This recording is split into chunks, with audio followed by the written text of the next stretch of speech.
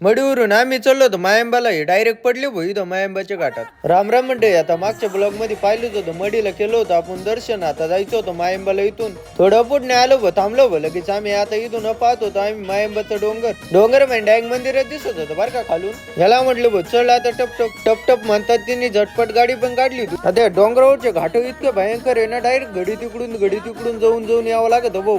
आम्ही शॉर्टकट मारायला पाहत होतो बरं का. पुढं गेलो पुढं डायरेक्ट खड्डा होत त्याच्या. त्या स्पीडने आतमध्ये घुसलो होतो का टप टप डायरेक्ट पळतच सुटलो भाई त्या स्पीडनं. परत गाडी दामटीत आलो भाऊ मंदिरापाशी. आता आम्ही घेतो दर्शन करून. आता दुपार पण झाली होती त्याच्यामुळे गर्दी पण नव्हती एवढी. मस्त पैकी दर्शन पण झाले एक नंबर.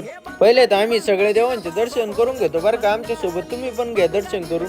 दर्शन तर आमचे एकच नंबर झाले होते बरं का. मंदिराच्या पलीकडूनच एक झाड आहे भाऊ इथं निवांत आम्ही बसतो कायम.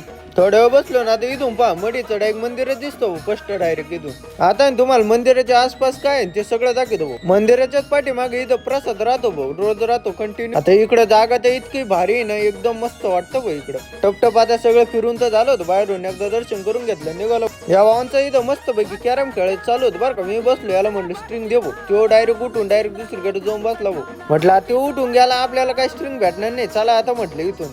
तिने काही स्ट्रिंग दिली नव्हती, मग मी घेतली लगेच स्ट्रिंग. मी स्ट्रिंग घेतली होती आणि माझा घातला होता भाऊ. माझा घेऊन आम्ही जातो आता घरी. तुम्ही घ्या फॉलो लाईक करून.